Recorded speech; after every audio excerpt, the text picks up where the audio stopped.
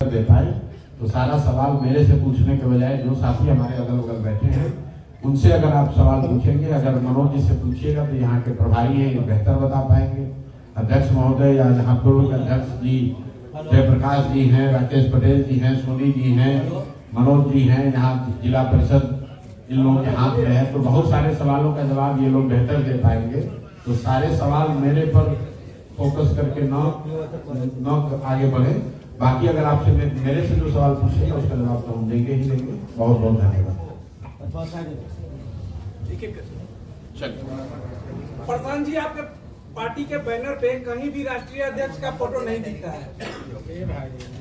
राष्ट्रीय अध्यक्ष का मतलब मनोज भारती जी का? पार्टी के अध्यक्ष मनोज भारती जी हैं, हर जगह उनका पोस्टर मनोज भारती का प्रदेश अध्यक्ष है ना। जन स्वराज जो है वो मुख्यतः बिहार में ही अभी इसका संगठनात्मक स्वरूप है।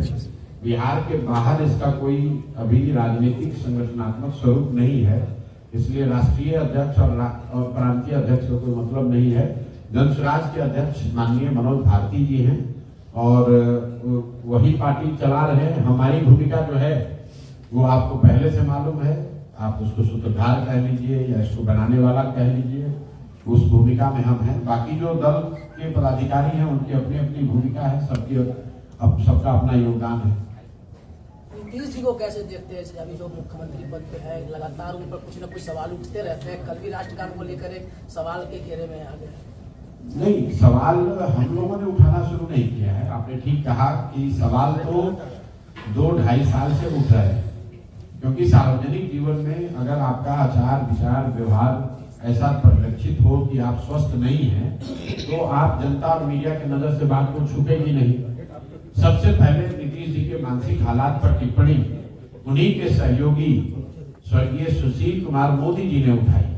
विधानसभा सत्र में के दौरान विधानसभा के सामने खड़े होकर 2023 नवंबर में सुशील कुमार मोदी जी ने कहा कि लगता है कि नीतीश कुमार जी को गंभीर मानसिक बीमारी हो गई। उसके बाद कई बड़े नेता ये सवाल उठाते रहे।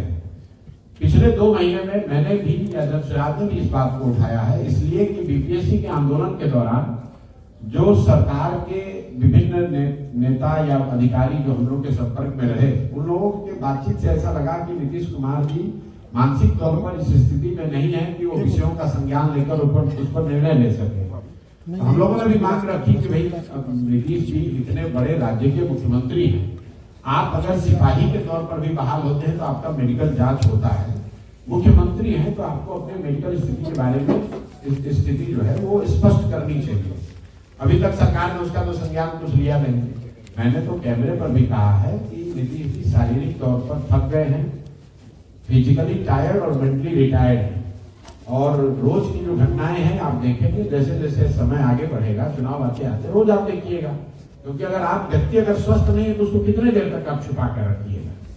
हम लोग तो कह रहे हैं कि अगर नीतीश जी बाकी बातें छोड़ दीजिए, अपने मंत्री परिषद के सदस्यों का नाम अगर नीतीश जी बता दें, कैमरे पर अपने मंत्री परिषद के साथियों का नाम नहीं बता सकते हैं, उनकी ये स्थिति है और उनके भरोसे पूरा बिहार छोड़ा हुआ है। और इसलिए नीतीश कुमार से ज्यादा कहीं न कहीं भाजपा वाले दोषी हैं। मान लीजिए कि आपको हमको पता हो न हो, भाजपा के लोगों को तो पता है। क्या आपको लगता है कि गृह मंत्री प्रधानमंत्री को ये पता नहीं कि नीतीश कुमार की मानसिक हालत क्या है? इसके बावजूद सिर्फ वोट के लिए या कुछ सांसदों के समर्थन के लिए पूरे बिहार को उन्होंने एक तरीके से हाशिए पर छोड़ रखा है और ये चाहते हैं कि किसी तरह नीतीश कुमार का चेहरा आगे रखकर गठबंधन के तौर पर चुनाव जीत जाएं। चुनाव जीतने के बाद तो नीतीश कुमार को हटाएंगे ही हटाएंगे। तो ये तो बिहार का दुर्भाग्य है। उनके बेटे की एंट्री हो रही है जी, नीतीश कुमार के बेटे की एंट्री हो रही है। मुझे तो ऐसी कोई जानकारी नहीं है। पत्रकार बंधु लोग आप लोग स्वतंत्र हैं इस तरह का स्पेकुलेशन करने के लिए। मेरा अपना एक जीवन में तरीका है काम करने का। जो व्यक्ति राजनीति में नहीं है उस पर मैं टीका टिप्पणी नहीं करता हूँ। लालू जी के भी जो बच्चे या परिवार के सदस्य या किसी अन्य नेता के परिवार के सदस्य जो राजनीति में नहीं है उन पर टीका टिप्पणी करना उचित नहीं है। मैं जहां तक समझता हूं नीतीश जी के लड़के अभी राजनीति में नहीं है। जब राजनीति में आएंगे तब रुपया रखी जाएगी, कहीं जरूर है या नीतीश कुमार ने इसकी ना कोई औपचारिक घोषणा की है, ना हम लोगों ने उसको देखा कि कहीं उसको कोई औपचारिक पद दिया गया है। ये तो पत्रकार बंधु लोग खुद से ही चलाते रहते हैं और आप स्वतंत्र हैं चलाने के लिए, लेकिन हम लोग उस पर कोई टिप्पणी नहीं करना चाहते। ये माहौल जो बनाया जा रहा है किसान को लेकर, इसको कैसे देख रहे हैं? हमको कुछ नहीं देखना उसमें, जो राजनीति में है ही उस पर क्या माहौल क्या बना है, कोई नहीं माहौल आपके दिमाग में है। आपने भी बिहार का भ्रमण किया है, अभी कन्हैया कुमार जो है बिहार का भ्रमण कर रहे हैं, पद यात्रा कर रहे हैं, उससे क्या कुछ कहिए? अच्छी बात है, लोकतंत्र है, सबको भ्रमण करने का, जनता से मिलने का अधिकार है। कांग्रेस 100 साल से ज्यादा पुरानी पार्टी है, तो कांग्रेस के कोई नेता अगर बिहार में घूम रहे हैं या जनसंपर्क कर रहे हैं तो ये तो होना ही चाहिए, ये तो बल्कि ज्यादा होना चाहिए। लेकिन इतना जरूर है कि जब कन्हैया जी घूम रहे हैं तो उनको ये बताना चाहिए कि कांग्रेस पार्टी के 9 नए नवेले मुख्यमंत्री तेलंगाना में रेवंत रेड्डी ने आज से कुछ महीनों पहले जो कहा कि बिहारियों का डीएनए जो है वो मजदूरी करने का है, बिहारी मजदूरी करने के लिए पैदा हुए हैं, तो कन्हैया जी को या कांग्रेस के बड़े नेताओं को ये बताना चाहिए कि उस बयान से कितना सहमत है, और अगर सहमत नहीं है तो उन पर क्या कार्रवाई की गई। राहुल गांधी हो या कन्हैया कुमार हो, उनको ये तो बताना ही चाहिए कि अगर तेलंगाना में कांग्रेस का मुख्यमंत्री ये कह रहा है कि बिहार के लोग मजदूरी करने के लिए पैदा हुए हैं, और तब उसी बिहार में वोट मांगने क्यों आ रहे हो? हम लोग तो मजदूरी करने के लिए पैदा हुए हैं, तो हम लोग से वोट मांगने क्यों आ रहे हो? भाई वोट भी यहाँ से लोगे और हम ही लोग को कह रहे हो कि हम लोग के डीएनए में मजदूरी करना है, इस बात का भी जवाब देना चाहिए। बाकी जनसंपर्क वो कर रहे हैं, उसमें कोई दिक्कत नहीं है। सर, बिहार में जो शराबबंदी भी चल रही है उसे आप किस नजरिए से देखते हैं? वो सिद्धांत मेरे भाई इस पर बयान पिछले 2 साल से अगर किसी एक नेता और दल ने दिया है तो उसका नाम है प्रशांत किशोर जनसुराज। बिहार में शराबबंदी लागू, आप इतने पत्रकार हैं, आप बताइए कहाँ शराबबंदी लागू है? आप लोग रोज पूछ रहे हैं कि शराबबंदी हटाने पर क्या निर्णय होगा। भाई शराबबंदी लागू हो तब तो हटाने की बात है, शराबबंदी नहीं लागू है। शराबबंदी के नाम पर शराब की दुकान बंद है, होम डिलीवरी हो रही है। तो जनसुराज का मत है कि अगर जनसुराज की सरकार बनती है तो 1 घंटे के अंदर इस ढकोसला वाले शराबबंदी को हम लोग बंद कर देंगे, हटा देंगे, क्योंकि इससे कोई फायदा नहीं है। घर घर होम डिलीवरी हो रहा है, बिहार जैसे गरीब राज्य का 15 से 20 हजार करोड़ का हर साल नुकसान हो रहा है, और ये पैसा यहाँ के भ्रष्ट पदाधिकारी, यहाँ के नेता और शराब माफिया के जेब में जा रहा है।